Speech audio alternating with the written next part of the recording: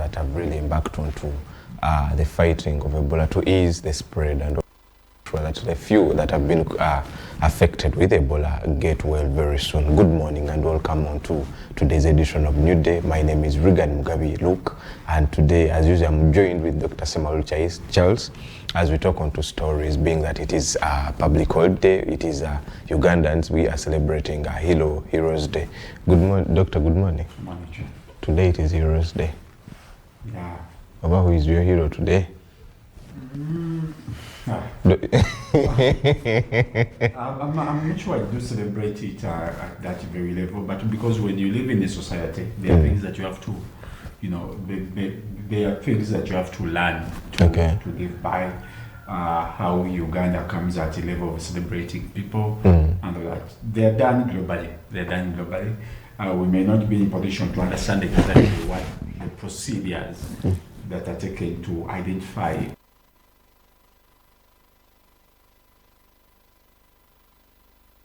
just because you don't agree with something. That's the liberty of democracy. You can agree or disagree. Yeah, so I'm not sure I have a hero in Uganda, but there are people that have done something that is things that are extraordinary to ensure that this society comes together. And definitely that is the person that I would regard it to as a hero, because we are so divided along tribal lines, along religious lines, along regional lines. But any person that works to ensure that the so-called Uganda with a fake name. I think, Doctor, I should even do some research concerning the meaning of Uganda, because I tried to look for it, but I failed to get the meaning of Uganda. I don't have it. I failed.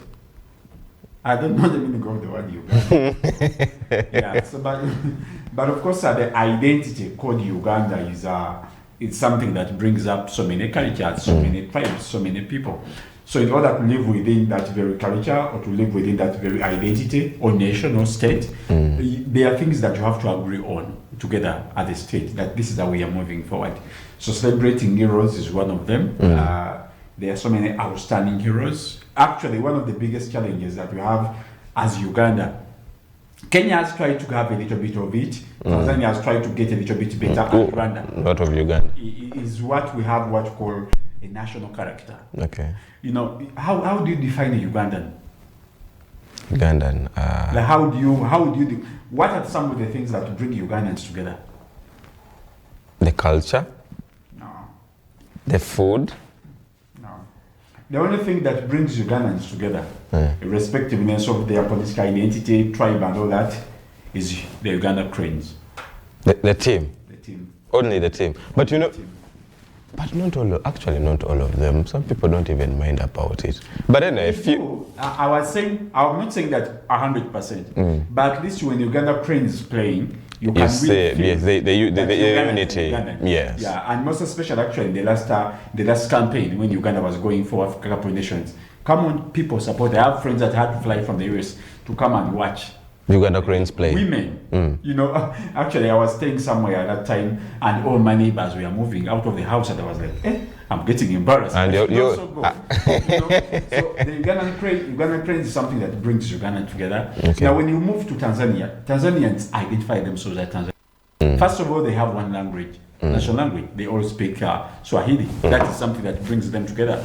Even when you move a little bit to Zanzibar, there is some kind of identity because they have a binding factor, and that is Swahili. In Kenya, Swahili not so much like it is in Tanzania, but at least Kenyans also identify themselves as Kenyans. They speak one language. Yes, Swahili. That's why they can come on streets and demonstrate. And in Rwanda, Kagame has really forced.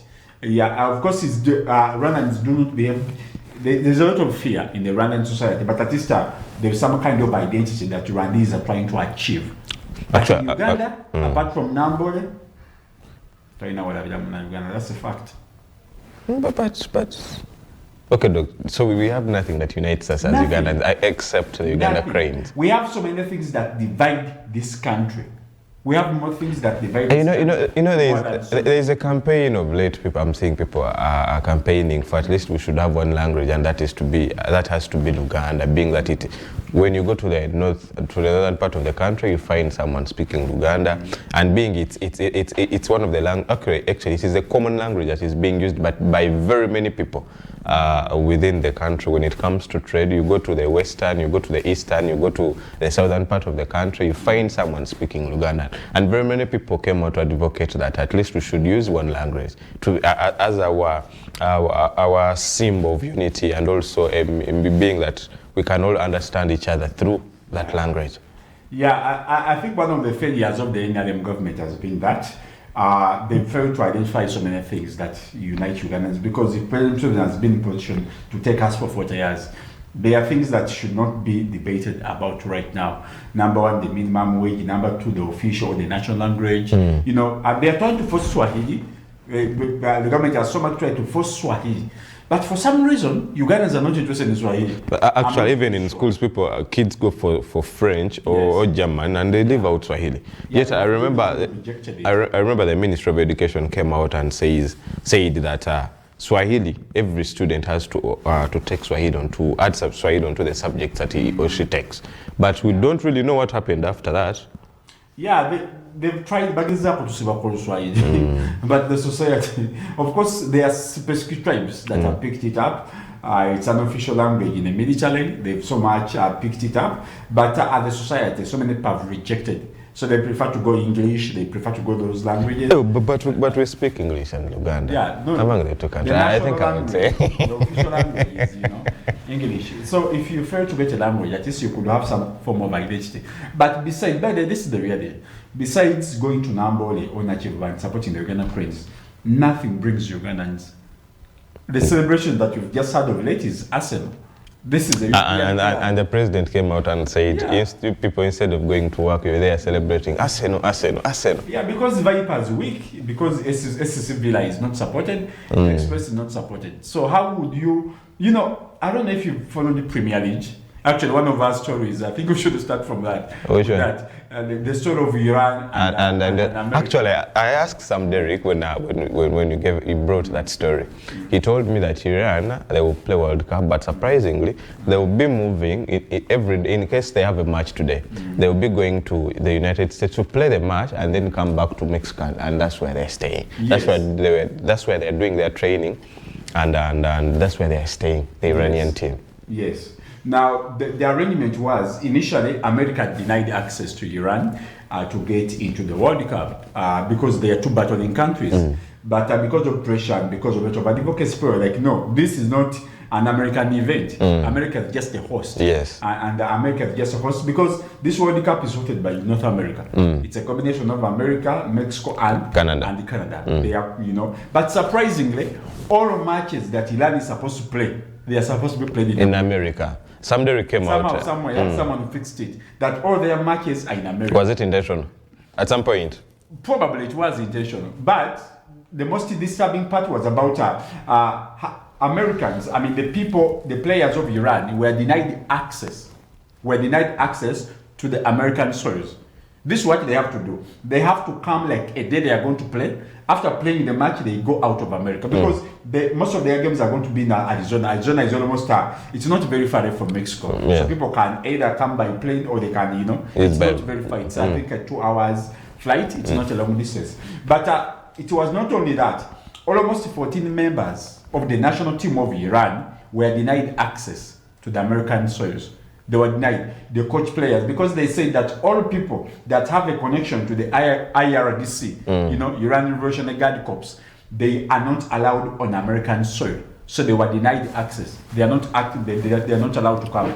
So all the 3 matches that Iran is going to play, they are going to be matching, like you've said, from Mexico. They come have their match and then go back. That is something that's going to affect us. It's like America is setting up Iran to get affected.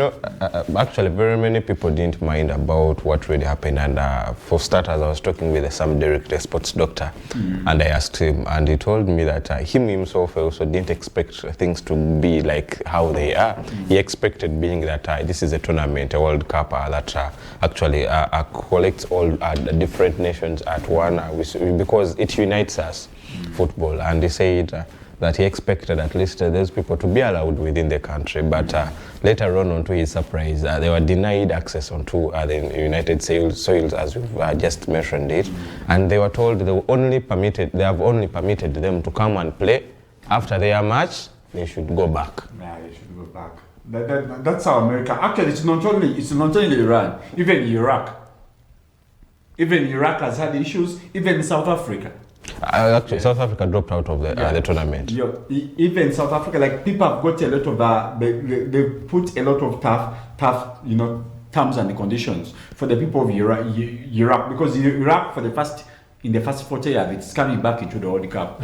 But because America believes that Iraq is one of the biggest headquarters where Iran is influential, so they also don't want anyone that has a little bit of Iraqi kind of background to come and participate into the World Cup. So, and you see how countries get themselves positioned to ensure that their national identity is shown on international media stations and all that. So sports is one of the biggest tools that can be used. We always talk about youth unemployment here. Where do young people go? The young people going to sports, young people going to the army. So we should be in a position as a country to come back here that we should get regional teams. We should get but we have regional teams, Doctor. They're not that powerful. It's let me give you an example. Buganda has tried to do it. The Masaza Cup. Yeah, the Masaza Cup, and the cup that's based on clans. Now that's a powerful move. So actually, it's a go. They have Masaza Cup also. They have the Masaza, and then they have the counties, and then they have the clans. Even the Busoga has tried to pick it up. So that's how you build a national identity. That when it comes to Manchester United, there are two teams that are coming from Manchester, right? That you have Manchester City and Manchester United. But when it comes to getting players that are going to represent the entire team of England, players are supposed to be picked up from these regional clubs. When it comes to Liverpool, those racists, because Liverpool was started by slave dealers, people that made a lot of money from slave trade. They started their team called Liverpool. Liverpool was one of the most racist areas in the United Kingdom. They get their regional teams and they get them empowered. Now, from the regional teams, they select what you call a national team. Now, you get what you call a national identity from the different regions. That's why people don't so much care about Okero. So long as it's a Ugandan scoring a goal that's going to make Uganda qualify. Even if it's Okero, you find a Ugandan, a Muganda putting on a shirt, a Munyankole putting on a shirt, because they are celebrating at national level. So sports is one of the measures that we can use to develop what you call a strong national identity. Simanya Bavani, Simanya Banyarwanda, Simanya Basoga. They are not taking us anywhere. You understand? I understand. And why don't we have heroes from the sports? Okay, we had Douglas Nzukulu. But besides Nzukulu, there is some Akimboa was the first medalist to win a gold medal in 1975. No, but was he a footballer? No, he was an athlete, yes. No, one of the footballer. Or is it Okocha? No. I don't remember, but I remember, my dad told me about some guy that was very good in football, but surprisingly, I don't recall, but but anyway, Happy Heroes Day. Happy Heroes Day. But I think the other problem that I have and also on to Heroes Day, by the way. Being that last month we were able to see the Minister of Information. She came out and said that of late things are going to change. No more celebrations because they have been taking a lot of money. So I believe this would be the start as we shall witness the president who will address the nation at the State House in Entebbe. No more celebrations, saying that more money has been spent onto such celebrations, and they want to see how they can at least reduce onto the money that is being spent onto such celebrations and do something else with that money. Yeah, but there are so many ways of celebrating. We don't have to celebrate because at the end of the day, the president has been moving this country for the last 2 years. First of all, they started the campaign of moving around, celebrating what we call the parish development model. After that, he went into the campaign trails. But you can celebrate digitally. Yes. Yeah, we can celebrate digitally. Number one, what are the forms of celebrations? Let's get schools. You understand? Let us come up with our original compositions in schools. Let each and every school compose a song about Ugandan heroes. Okay. Right? Let people write pamphlets. Let people debate. You can put it at a regional level. Schools can even get themselves facilitated. If you're saying that the country doesn't have the money, it doesn't mean that we shouldn't celebrate. No, the young people can celebrate that. They're already in different areas in schools. Put it at school level. Put it at university level. Let us have debates on TV about our national heroes. We can celebrate, but using some other formats. But they want to recognize that because it's But they won't do that. But you just can't show national celebration just because you don't have a budget. No, there are so many ways of doing it. Uganda is almost 18 million are school-going students. So can't you find a way? Put up university competitions. We have almost over 30 universities. Let Yes, get into their competition at university level, right? Let us also go to secondary school level and we do it at regional level, at the district level. Let schools celebrate, maybe in debates, maybe in coming up with art pieces, maybe with the original compositions, maybe with the songs, maybe with the drama and all that, and you can get everything played at TV1. You know, the station, I mean, the country has almost 300 radio stations and over 70 TV stations. So why don't we use those platforms to ensure that the day is celebrated other than waiting for the president or waiting for the budget, which does not exist? You know, schools can facilitate this at a regional level. You understand? So I don't like the idea of saying that we are not going to do away. We are doing away the celebrations just because the big man and we don't have facilitation. No. Actually, they didn't say that they don't have the facilitation. They just said that they want to cut costs. Being that a lot of money was used to be spent onto such functions, but they decided. And remember, you mentioned it that they actually took so long. They would have done it because you mentioned Magufuli doing it and said independence celebration cancelled in Tanzania, just to cut costs and at least put that money somewhere that will be able to benefit the nation. Yeah, but now that they are cut, what are the alternatives? We shall have the president addressing the nation from the State House. It's okay. Come on, we cannot tell the president wants to address the nation or not. Come on, he has to do that. But I'm thinking about some other ways of getting this day celebrated. Two, the other problem that I have with Uganda is our history. Our history is very, very fake. Very fake. Because what do you mean by our history is very fake? No, because people want to think that Uganda has just been around for the last 40 years. That's a very big lie. Okay. This is one of the most ancient societies that have been in existence. Have you ever had a story that Lake Victoria dried for 1,000 years? What? Say it again. Lake Victoria dried for 1,000 years. Which year was that, Doctor? So when we talk about the history of Doctor, which year was that? Yeah, that's a fact. I'm going to look Lake for Victoria dried for almost 1,500 years. It just came back. Maybe that was in the 1,000 ADs. No, this is what I'm trying to show you. Like, when you talk about the celebration of Uganda, people want to celebrate the 40 years or the 63 years of the fake independence. Very fake. I don't like it even. But the point is that there are so many societies that have been in existence. Okay. You understand? Yes. The Vasoga were in existence as a society. The Kalamajons were in existence as a society. The Baganda were in existence as a society, and so many other tribes and so many other societies, right? So, is it a constitution? Is it not allowed by the constitution for us to go back and celebrate our heroes in the 1800s, in the 1700s, like Chief Awichpara of the Ramogi Rebellion that defeated the Britons and chase them away? Can't we go back and pick on such characters? Because when you get what you call a national identity, you don't pick it up from the NRM because they went to Ruwero. No, that's not bad. But you're leaving out almost 3/4 of the entire history of this society. And also the founders of this nation that led at least led the way where we are right now. Yes, why don't we go and pick up a chua and they have a study about Kabaka chua? You know? So you know, they really give out medals on 2 Heroes Day. So whom would they give the Chwas medal? The Kingdom of Uganda? No, anyone. Come on, the kingdom is still in existence. So the point is, when you're defining, I'll give you an example. When Americans, all those areas that you see in New York, California, they are named after people.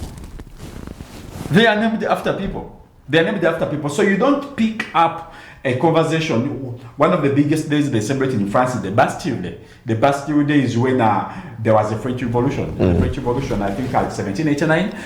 The Bastille Day was when the Frenchmen attacked the Bastille. Bastille was one of the biggest prisons in France. It's already celebrated on the 14th of July, right? They celebrate. But they also go and pick on the people that were very instrumental in ensuring that the revolution took place. Yes. So they pick up all the political philosophers. They pick up some people that worked so hard in the 1600s, in the 1400s. That's how you define a society. So when you say that you're defining Uganda from Mutesa to Obote to Bina Isa, and then you come to Kangave Musazi, you are leaving out a lot of stories about the society. That's why so many people feel left out.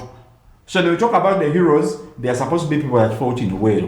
Actually, most of them, those are the people that are being, most emphasis is put on those people that went into the Bush war that happened in Welu Triangle. That's very fine. Come on, that's very fine. Come on, it's the interim government. That's their, you know, they are in organization and all that. But we should be, as a society, how do we define Uganda? Do we define Uganda from the colonial mentality that Uganda existed in 1962? This society was here. Different societies were here. They were all performing. They were all having different societies and different structures. They were politically okay. They were economically okay. They were doing business with their neighbors. So can we go and pick up something, borrow something from there, such that we can have a little bit of an identity that represents all regions, other than any person that puts on yellow is who we consider a hero. I'm not actually, they should mind about, as we are celebrating this Heroes Day, you brought that into my head. I'm like, why don't we also put a shine onto the kingdoms that laid the foundation of this nation at the moment? When you talk about the Kabalega, he played a very big role for Uganda to be where we are right now. Besides that, the person that wrote the letter that invited the colonialists into the country. Invited the thieves. So they played a very big role. I think being that it is Heroes Day, we celebrate you all, and we are grateful that we are where we are right now because of your effort and your tireless work that you did way back then. But I'm going to do more research about what Dr. said, Lake Victoria drained for 100 years. I will come tomorrow with information about it, and we see what's the way forward. But besides that, Doctor, yesterday we were able to witness ministers, the new cabinet minister that was appointed by the President of the Republic of Uganda. A number of 76 ministers were able to take oath yesterday at the State House in Entebbe, and we saw the president was present to see, and he officiated the ceremony to where we saw quite a number of ministers. For example, the Prime Minister, she took on office officially, so she's the Prime Minister of the Republic of Uganda after taking oath yesterday. The Vice President, Jessica Lupu, she was the former, and she's still the current Vice President of the Republic of Uganda. She took on office yesterday officially after taking oath, and we saw Honorable Balam Balugahari from Minister of Children Affairs and something, but later on we are seeing him taking oath as a Minister of Local Government, replacing Raphael Majezi, and he was also able to take oath yesterday. But we saw 5 ministers that were appointed could not take oath yesterday. For example, that is to say that is the First Lady Janet Museveni, she was absent. Shetsi Kutesa, she was absent. Lawrence Muganga, absent, and also Adonia, yes, they were and Echedo, they were absent. But we congratulate them. But besides that, that is Honorable Minister for Local Government taking oath. So, Doctor, what should we expect of this cabinet, being that officially they have started their term? I think we've already given our opinions. Yeah, but now that they're official. Wow. First of all, congratulations. I will congratulate them. Congratulate. Should we add them onto our heroes today? Becoming a minister is becoming a hero. No, I don't think that's true. But of course, we congratulate them for that. Very many people would like to serve their country, but of course, those that we are picked out as, you know, by the head of state, we say kongs. We wish them the best. And let them serve the people. The fact that the president is saying that he's tired of bad leadership, we hope that maybe this is going to be a different one. We can only hope. That's what we can do.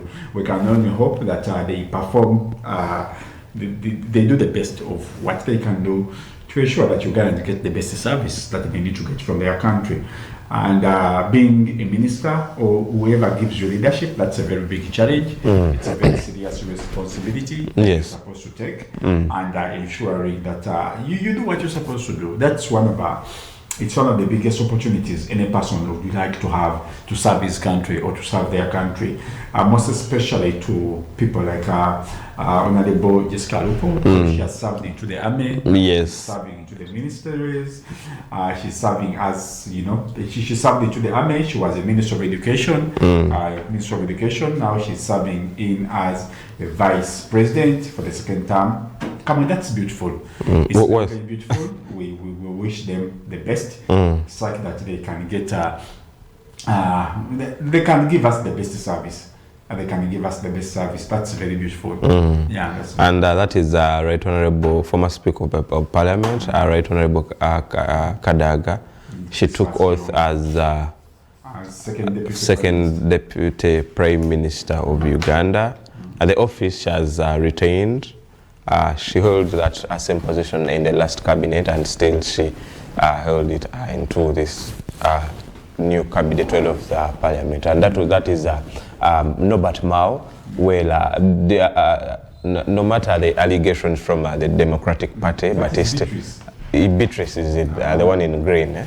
Yeah. So regardless of the criticisms that are ongoing from within the Democratic Party, didn't mind. He went on yesterday and took office officially. That is the new Minister for Health, Dr. Chris Baliomonsi, taking oath to officially take over office from Dr. Jenny Ruth Acheng. Yes. And very many people came out and said that being that he's a doctor, so he's doing what he knows best. No. He's not doing what he knows best. But being a minister and okay, he's in the ministry where he's supposed, there's a difference between being a technocrat and being a minister. Any kind of leader, so long as you're a leader, you can serve as a minister, because minister is an overhead. You don't have the technical knowledge of what is supposed to be done. It's just a little bit of an extra bit, but we've had so many people that have performed, not because of that, but the ministry runs differently from the different experiences. Is that in Abakoba? Yes. Minister of Lands? Yes, she was re-elected. And the young man. Jonada Simwe, Omukwikuru from Obunyoro. From Obunyoro, yes. We had a program together some time back, and yeah, that was very beautiful. From MC Western is happy in Hoima. And I'm sure he's watching. So, Doctor, being that we are seeing what we are seeing people, ministers taking oath, we congratulate them and we are happy for them. Actually, that is the new. The producer, please do us justice. That is. I forgot the name. But we were also able to witness the Ministry for Finance that replaced Matia Kasaija to take over office officially. And we say it is very, very okay. Doctors, about that relationship, look at Mawanda, His Excellency, the way the connection and everything, and the DP members say he double-crossed them and went to the NRM, just that he has not officially came out to say that I'm out of the DP, I've joined the NRM party. But what we can say is we hope for the best, being that the president himself of late is advocating for leaders to do more effort onto what they are supposed to do than letting down Ugandans. So hopefully they will not let us down this time round. Yeah, we wish them the best. That is, it's very beautiful. Would you like to serve as a minister in this government? And which minister would you like to take on? Just in case. Just in case. Let me. I'm the president of this country now. I'm giving you a chance. Choose. No. I would wish to at least be the leader of government business. The prime minister. Yes. Being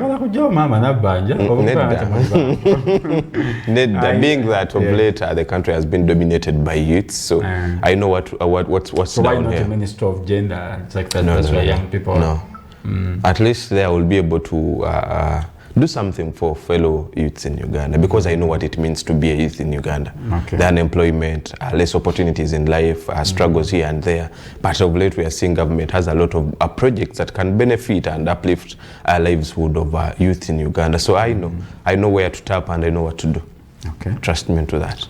Mr. President, the incoming minister, fortunately the reshuffle might happen very soon, so we shall slot in your name. Yeah. But doctor, where does this leave the Dr. Mugangas and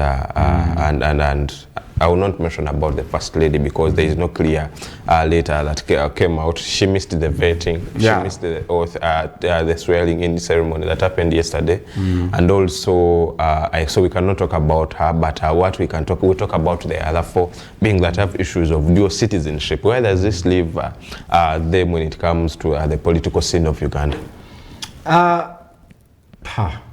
I think it goes back to what the appointing authority would do, because the law is very clear. You can't serve at that level when you have dual citizenship.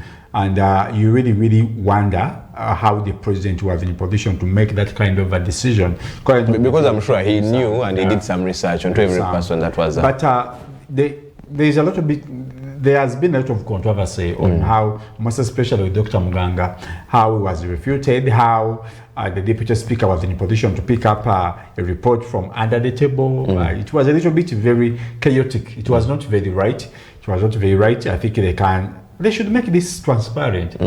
If we can focus, if we can follow the COSASE committees and the public account committees, we can follow them on TV. Why not the vetting process? So why should actually the opposition came out and said this vetting process should be done in public. It should be done in public. Yes. We can't be there all, but let's have it broadcasted live. If we can follow discussions at COSASE level, because this is when people are exposed that they're incompetent, people are exposed that they misappropriated funds. Why don't we have it at why don't we have a discussion at why don't you have a discussion? I mean, why don't you have the vetting process also like broadcasted live, so that Ugandans can get to know what's happening? Because at the end of the day, now there is a very big tussle between Dr. Lawrence Muganga and this Deputy Speaker of Parliament. Like they are making it appear like it was a personal kind of or personal kind of arrangement, or Dr. Lawrence Muganga was used as someone that would reassure or reinsure the legitimacy of the parliament, because after doing away with Anita Among, people are looking at the image, the public image of the parliament was a little bit getting dirty, a little bit of that. So actually it is dirty at the moment. So they're saying that probably they used Dr. Lawrence Muganga to show people that the parliament has mandate when it comes to the execution of their role and responsibility, but it was not very right. And we need to understand exactly what's the vetting process all like. What's the process? Yes. And what's the role of the parliament in this very process? Are they supposed, is it vetting, I mean, are they supposed to qualify someone? Do they give marks or what? You know, like when you talk about vetting, because the president is the appointing authority, he sends over the names and these people appear, right? What does that mean in that very what's the vetting process, you know? Are they supposed to endorse, is this supposed to be an endorsement? Because at the end of the day, we are in the level of where, come on, this is transparency. Because at the end of the day, they are all civil servants. They're all working for me. They're working for you. They're working for all Ugandans. I think it will be very clear for us to get to know that this is how the vetting process looks like. These are the do's and these are the don'ts. And this is what vetting means. What is the actual meaning of the word vetting? I don't think so many people can get out and explain what the vetting process means and what are the procedures that are supposed to be taken. And then after that, what happens? Do they send them back to the appointing authority and run the process? So in order to help Ugandans get to know, because at the end of the day, this is a national office, they should broadcast everything live like that. We can be in a position to follow and get it. And it also somehow protects the image of the parliament. Because at the end of the day, if someone comes out and says, Tayeba, doesn't really look right, most especially in a public office, doesn't look right. But if everyone got to know of how the vetting process was like, But now we don't know. It was a conversation between the vetting committee and a few people that appeared there. Actually, I was on ground when Muganga came out and said that among the candidates that were appointed by the President of the Republic of Uganda, he was the only one that had each and every document organized and processed onto how they're supposed to be, to the extent that the leader of opposition, that is Joel Senyonyi, came out and said that among the candidates, you came prepared. You had all the documents that are supposed to be here. But then, as you've said, we saw that is the appointed member to be among the commissioner of the 12th Parliament, that is John Nabeshe from the National Unity Platform. He came out and said that this vetting process should be laid out onto the public for the people to know under which criteria that a person goes through to be appointed or to be qualified or to be given out as a minister, whether that is being appointed by the President of the Republic of Uganda. Yeah, they should do it. Let's get into the public, let the process be seen, let the process be shown, and let Ugandans follow. Let Ugandans follow. That's how they were in position. There will be clarity. It's like that we don't have it like it's a personal vendetta, like it's an exchange between the Professor Lawrence Muganga and the Deputy Speaker, right? Most especially when that is a national office. People should get to understand the real reason of what it means to take over a national office. And is it because of the oscillation? Because now there is a lot of propaganda on social media platforms about the process and about the two personalities that were involved in there. If the process, there are some countries, by the way, that have made it. There are some countries that have made it to the extent their positions, such positions are even applied before. And all the actually, most of them are actually in different countries. Such positions are being applied for. They don't just appoint. They just people apply, and most of them are not even member of parliament. Individuals that have been in the political scene, then they submit in documents, and later on they see who is worthy to take over office. Now here, the appointment is based on tribe, where you coming from in terms of actually, doctor, when you talk about do you know that each and every region is represented in Uganda? The Baganda, Karamoja has all like 3 ministers. Baganda has like 20 something. The Western and why would you have a minister of Karamoja? Because of will handle Karamoja affairs. That makes sense. Like, why would you have a minister of a region? Because of the war that happened in the northern part of Uganda. Yes, but they're trying to see how Karamoja can develop. And if you remember, actually the first lady, she was the very first one to be appointed as the minister of Karamoja. But away from that, Doctor, being that we are going for a short commercial break, let's talk about the Ministry of Education. Of late, things are not okay in the Ministry of Education. And if we see the minister that she was appointed, and she has been the former Minister of Education for a couple of years. But we've seen the sector of education of late has been up and down when you talk about a teacher striking due to low payments, students, schools are on fire. We don't see reports. Where does this leave the Ministry of Education? Yeah, those challenges will be there. But for me, the biggest challenge with the Ministry of Education is the curriculum that we're having.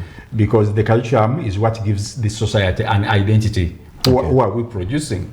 Yesterday we did a story about Karamoja, and they were saying that we are having, an airport, that's Kidepo International Airport, that's coming in that very region. And we're in a position to talk about the different mineral resources we have in there: the gold, the copper, the lithium, the marble, the cattle, the merrick, and all that. And out of all those resources, we don't have any course that studies minerals in that region. When the education system is not connected to the people, when education is not studying your community, that's why people are unemployed. They are very unemployed. Why? Because they don't study how to live within that society. We should be in position to have a curriculum that is connected to the resources, to the abundance that we have. I'll give you an example. When Uganda was in a tussle with Total Oil about the deal and all that, and first of all, we don't have an oil law in Uganda. Yes. We had to take the case to the United Kingdom, and we had to carry cases. Uganda does not have mandate to hear a case about oil. We had to go to the United Kingdom. 2, we don't have a maritime law, a maritime system of governance. A maritime, whatever happens on our water bodies, we don't have a specific law that manages that. Okay. We don't have any we don't have any specific law about our coffee. Yet this is our goal that we've had for so long. So if the education system has left that out, then definitely you are educating people to become poor. Because the education should be helping me to learn how to use the resources that I have. We don't have an aviation law society in Uganda. We don't have it. We don't study about our aviation. We don't study about our space. Anything that so much happens, and we go into the colonial kind of system. So the education system does not study Uganda in any way. Because if we do be studying coffee, Uganda would be, the studies that we have about coffee is about becoming a barista. Barista, actually. Very many people are turning out to be baristas. They are becoming baristas not to prepare Ugandan coffee. They are becoming baristas to prepare American coffee, Mexican coffee, and Spanish coffee. That's not ours. I don't take Cortado. I don't take that. So the empowerment education system is very, very different from this society. It's very, very disconnected. We wouldn't be struggling with these forms of unemployment if Ugandans were studying who they are. We study who we are as a society. We study about Lake Victoria. Lake Victoria can take over this entire region. We study about Lake Wamala. Specific institutions have to be set. Specific institutions have to be set. Just go to America. In America, I'll give you an example of a state like Chicago, Michigan. Doctors, you're in. Yes, when you go to Michigan, all universities are connected to motor vehicle engineering. Yes. It's there either motor vehicle engineering or automotive engineering. Then after that, all the newspapers and the magazines that are produced within Michigan, Detroit, they are all about cars. Because that's a car center. Anything that you want to know about cars, you go to Detroit, you go to Michigan. Okay. Naba ya street, baba nabiuma be motoka. So the education of Michigan is so much centered on the motor vehicle industry because that's how they thrive. Now, when you go to Texas, it is either oil or cows. Most of their universities are connected on cows. So we should have a very big university about cows in Western Uganda because it's a very big industry. Most especially now that we're exporting our milk to Nigeria. Let's have an industry, a university that talks about that. When we come to Uganda, we should have a very big university about coffee, not fake institutes that prepare people to become baristas and they go where they are sodomized in Arabia. Then we go to Karamoja and have institutes that talk about the different mineral resources we have. That's how you can curb unemployment. You don't curb unemployment by giving Simanya youth 1.5 million. Simanya No. You should empower them such that they know what to use within their societies. Doctor, that's how you transform a society. Let's go in. Would you like to appoint me a minister? No. Ministry. Yeah, local government. I don't want to fight with Baram. No. But I think the Minister of Education will suit you because I know when it comes to education, I know you have said yes, truth be told. So you want me to serve with Mama? It is very okay. Okay, and I'm sure they are watching. Wow. But doctor, let's go in for a short commercial break. I'm coming back with the sports doctor, that is Sam Derek Kalyango. We see what's really happening into the sports world. We look on to, he told me yesterday that we have 3 days to the World Cup. Let's see what's really happening, the preparations. And we bring you here at home onto the Uganda Premier League. Yesterday he shared a story with me about Wakiso Giant leaving the race. We are coming back.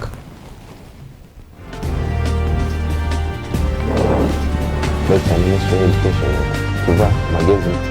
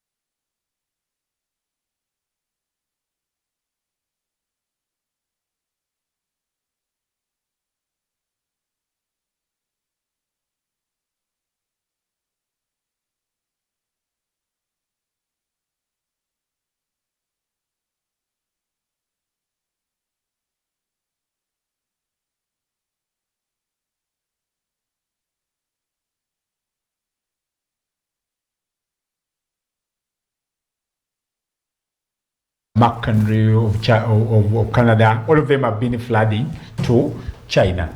But for the 7 years, I mean, after 7 years, we see Xi Jinping meeting with Kim Jong-un for the first time. The last met in 2019. That's when they last met as leaders, of course, when Xi Jinping was in his second term.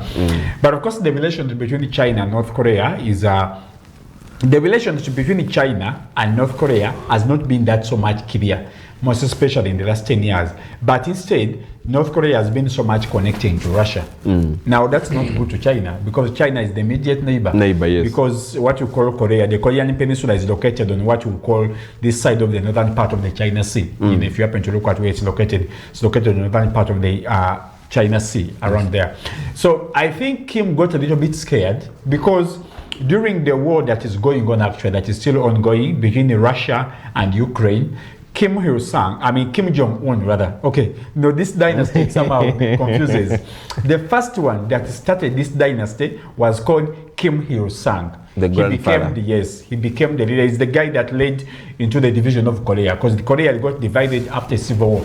This was one country in up to around 1955. Between 1953 and 55, they had a civil war in between the two countries, where America was supporting the southern part, and then Russia and China were supporting the northern part. It was one country. Now, after that two conflict in 1953, 55, around there, they got this country divided into two. So we have North Korea, and they got their capital. The capital is called Pyongyang. And then South Korea, they also got their capital called Seoul. Now, North Korea became a dynasty. It became a kingship, or a monarchical kind of leadership, with the first leader called Kim Il-sung. Now, South Korea rather became a republic, with the first leader called General Syngman Rhee. That was the first gentleman that led that country. But still after that, the Kim dynasty took over leadership. So from Kim Il-sung to Kim Jong-il. Kim Jong-il was the son to Kim Il-sung. Now, the person that leading the country is called Kim Jong-un, the son of Kim Jong-il, and the grandson of Kim Il-sung. It's a Kim dynasty. That's what. And so when Korea got divided along the 37th parallel, is 38th parallel. So in Korea, by the way, people wake up in South Korea, they go and work in North Korea. And you need to show a passport every day. The country is very close. It's a very small country. Yes, what I know about the two, the border points are just you just like how Rwanda and Uganda is. Yes, but actually, for Rwanda and Uganda, it's not so much that connected, because this is what you have to understand. For Rwanda and Uganda, we have the Batwa in Rwanda, we have the Hutu in Rwanda, and the Batusi in Uganda. In Rwanda, right? Those are the three biggest tribes: the Bahima, the Batusi, and the Hutu, and the Twas, which are the majority of the minorities, right? But in Korea, people are the same. Same language. No, they just woke up. Same culture. They just woke up one day and the country got divided. When your mama had moved the other side, that's where they stayed. Actually, within a year, I think it is around June or July, they meet up on the border, and then you realize that Yojaja remained the other country. So it's the same country. It's made up of the same people. But what we're trying to talk about is that for the last 10 years, the relationship between Kim Jong-un and Korea, and Russia, is a little bit scary, it's a little bit threatening.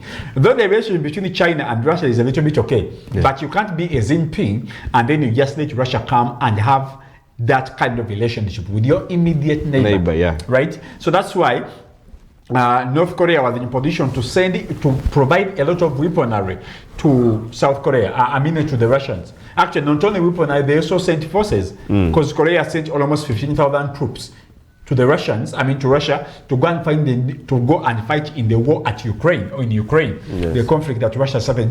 They call it the special military operation.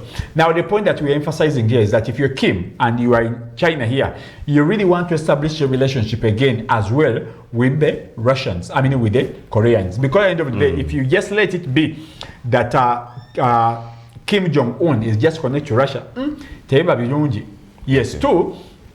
So much of the existence of Korea is also depending on China. China gives a lot of support to North Korea, and most especially when it comes to food. Now, the northern part of Korea is somehow a little bit of a desert. So their food production is a bit lower. Now, actually, there is a very big study that was done, I think, 2012. By that time, I was at Chambogo doing my bachelor's. Now, around 2012, a study was carried out by the United Nations that the people in North Korea are a little bit shorter by 1 inch compared to the people in South Korea. Do you know why? Because of the diet. The way they eat, yes. Because of the diet. So they don't have enough food always. And each and every time, by the way, you hear that North Korea is testing a missile, a ballistic missile, or an ICBM. Each and every kind of story that comes out at that level, just know that they want food aid. If they want food, what they always do, they come and test a ballistic missile. Then they say that all these countries can be like, so they give them food. Yeah. So, Doctor, what should we expect out of this visit? Being that you mentioned in your earlier submission that of late the Chinese president, he has been receiving more guests than him going out of his country, but should we say he's trying to strengthen ties with North Korea? Or besides that, should we expect that the reason behind the visit it's about the ongoing war between that is to say Russia, that is to say Iran and US, then Israel? Should they expect the two countries trying to find ways on to how to open the Strait of Hormuz, or it's just an economical visit to see how China can be able to penetrate through and go deeper into the market of North Korea, being that of late you mentioned that at the moment when you talk about market and IT, China comes first or second. So should we say that they're trying to see how they can export their technology into North Korea? Yeah, I think the biggest deal is about the business too. Russia, China, for the last 6 months, it is positioning itself at the center of European diplomacy. Yes. When you talk about diplomacy or interactions between the states, now the headquarters are in China. They're in Beijing. Yes, it is not formal, but the wave has been in position to follow in terms of international diplomacy. You can get to know that the center of international diplomacy, it's no longer New York, it's no longer London. It is Beijing, it is China. Shanghai, it is China. So China is branding themselves as a bigger power in that very region, they also need to have allies within that very region. And the biggest ally that they can get close to, that is Russia. That is Russia, and that is South Korea. I mean, North Korea, rather. Why? Because they are all seen as democratic states.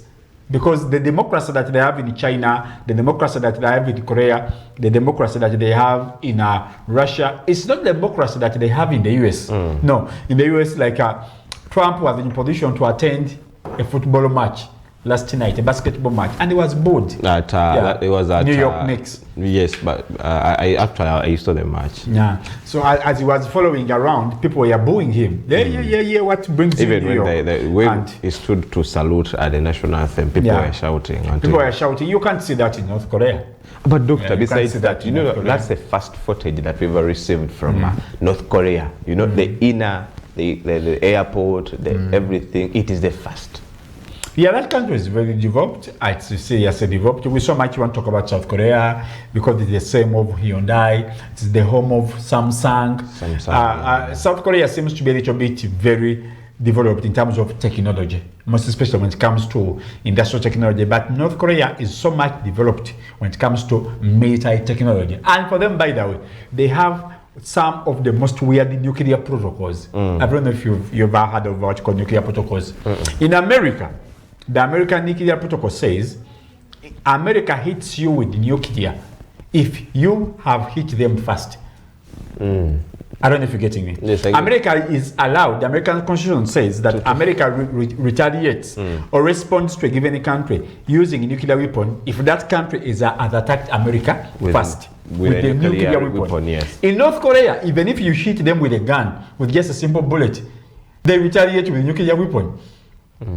I don't know if you're getting me. I get it. That's why so many countries fear to attack North Korea.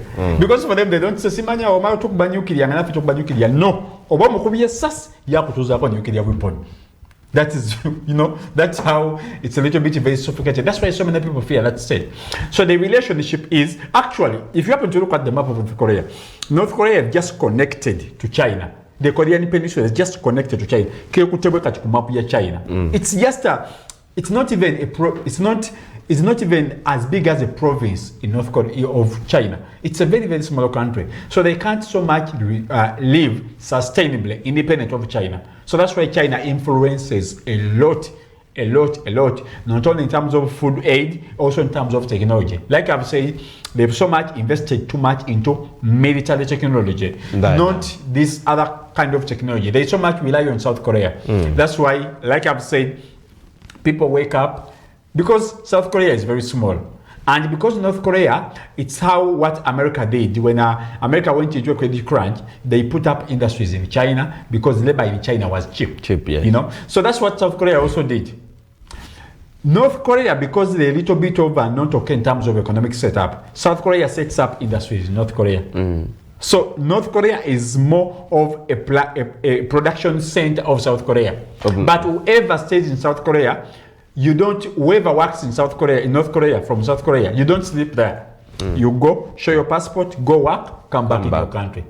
So it's one of the busiest borders that you can talk about, of the people of the same culture and the same identity in terms of tribes. So they cross, go work. So China coming in, it is not only trying to consolidate the region, but they're also trying to premise themselves and enjoy what you call the hegemony that they are building. And you can't build it if you don't have any allies. One of the biggest factors that makes America a very serious power in North America, because it has a very good relationship with China, with Canada, the immediate neighbor. So the immediate neighbor, most especially that is a nuclear power or nuclear state, like in North Korea, if you're China, you need so much them on your side, because at the end of the day, you never know. You don't have an enemy. You don't want to have an enemy that can come and cause a little bit of a commotion on a country or in a state that is almost your neighbor. And North Korea is not nonsense. Like I've said, their nuclear protocol is a little bit very, very, very, very weird. For them, they don't have to wait. It's not fast shoot. It is fast shoot, whether it's a bullet or what, they will hit you back with nuclear weapons. So you don't have, if you're Xi Jinping and you're trying to modernize, get China enjoying this kind of hegemony, you need to have some of the states that are nuclear powered states and they're on your side. So probably that's why. But of course there is business side as well. The trade, like I've told you, most of the food products that North Korea enjoys, they get them from China. The rice. Yeah.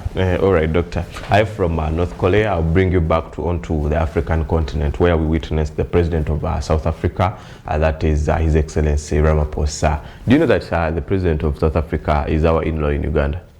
The son married a daughter to the former Prime Minister of Uganda. Yeah. That is Mbabazi. Yeah, so he came out and talked up for the first time. He came out and then we should also have someone married from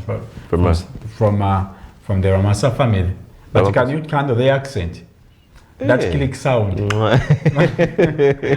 That click sound. Yeah, so we for the first time the president came out and talked about these big attacks that have been happening of late.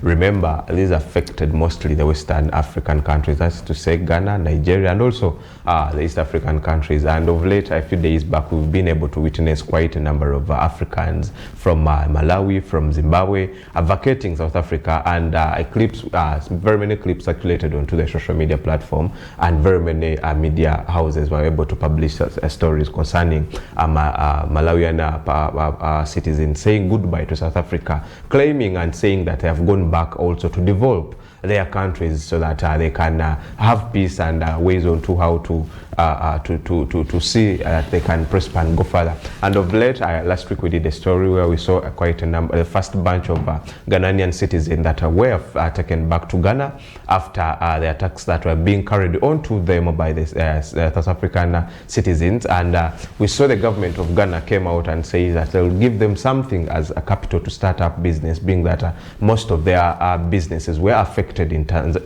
South Africa. So yesterday, the president of South Africa came out and condemned, and he said he vowed to get in touch with all groups that participated into these attacks, claiming that such activities have affected the economy of South Africa. And he said that it is hard time for them to also come up with law that concerns migrants within South Africa. But Doctor, onto this, we expected the president of South Africa to come out at the beginning of these xenophobic attacks.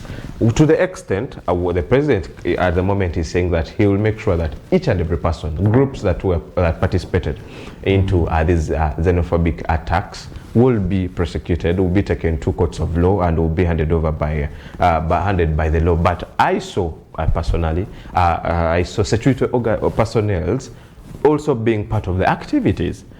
So I'm asking myself, did he think of okay, it is good at the moment, but though I think he came late. Isn't he late? No, that's what he can do. You don't expect a lot from Cyril Ramaphosa. South Africa is just by name. South Africa is just by name. It's not an African country. You really have to understand that these problems, most of the problems that you experience on this continent are the same. Just because what changes the geographical area, most of the problems you experience are the same. The problems that we don't have so many countries that have taken over and genuinely enjoyed independence. South Africa is one of them. Mandela was a crook. He was a sellout. One of the reasons that's why this country is suffering, because of people like Nelson Mandela. When you let your people into independence and they don't have any kind of ownership like land in South Africa is not owned. Even those who own land, they don't have the capacity to use the land. So all these problems were a little bit bigger, and that they can't be dealt with by a Cyril Ramaphosa. Actually, it's been becoming harder, most especially that the colonial masters are coming back in very many ways, because one of the biggest colonial masters that took over South Africa was Britain. Britain is a collapsing economy.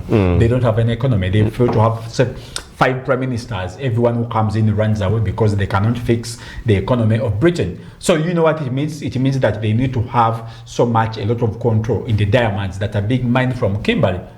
So definitely any person that takes over leadership in South Africa is like shooting yourself in the head. It's very, very hard to govern such a country. But the point, what you have to understand is that we always want to talk about how Mandela was locked up for 27 years. But there were people that were locked for 40 years and they didn't even survive. They died in prison. We talk about several people that were in a position to fight for independence of South Africa. South Africa was a nuclear power, by the way. The first nuclear power on the African continent was South Africa. We don't have any nuclear power on the African continent. All other nuclear powers are not in South Africa. They are not on the African continent. South Africa was the first nuclear power. Why do you think we are coming up in nuclear? To hit the black people there. So the point that I'm trying to take to show you is that you have a Cyril Ramaphosa, like you've said, our Mokodomi coming around. He can't do much. That country is in the hands of so many powerful organizations, so many powerful agencies. He can't do much. That was a program we talked about, how there's so much people that are controlling South Africa. Would like so much to chase away black people. It's like that when it comes to fighting blacks in South Africa, it is very easy, because it's very hard to fight Nigerians, Ghanaians, people from Zimbabwe, Namibia, and Uganda when they're all together. So what do? First, ensure that you put up a situation that chases them away. So using fellow black people. So what you're trying to say is all these attacks were intentional? Come on, they are very intentional. Those people are facilitated. People were demonstrating. The leader, she came out and said that they're out of funds. They can no longer facilitate the activities. So it's a very big problem. You just feel so bad about what is happening right there. If the Organization of African Union had an army, one of the first countries we need to liberate is South Africa, Sudan, Congo, and maybe you can also think about other countries like Uganda. And to independent? No, liberating. I'm talking about liberating, where you have a total say on your economy, your politics, and everything. But that's why the government brought out the sovereignty bill that was passed. How can you be sovereign in a country that is not sovereign? Because the president said that it is high time Uganda to have their own issues concerned Uganda as a nation, for example, we have the say to decide whether to be on Iran's side or US's side. Can I say, where do you print Ugandan money from? And who determines the value of Ugandan currency? How do we define the value of the Ugandan currency? And where is it printed out from? Outside. So what is the independence you're talking about?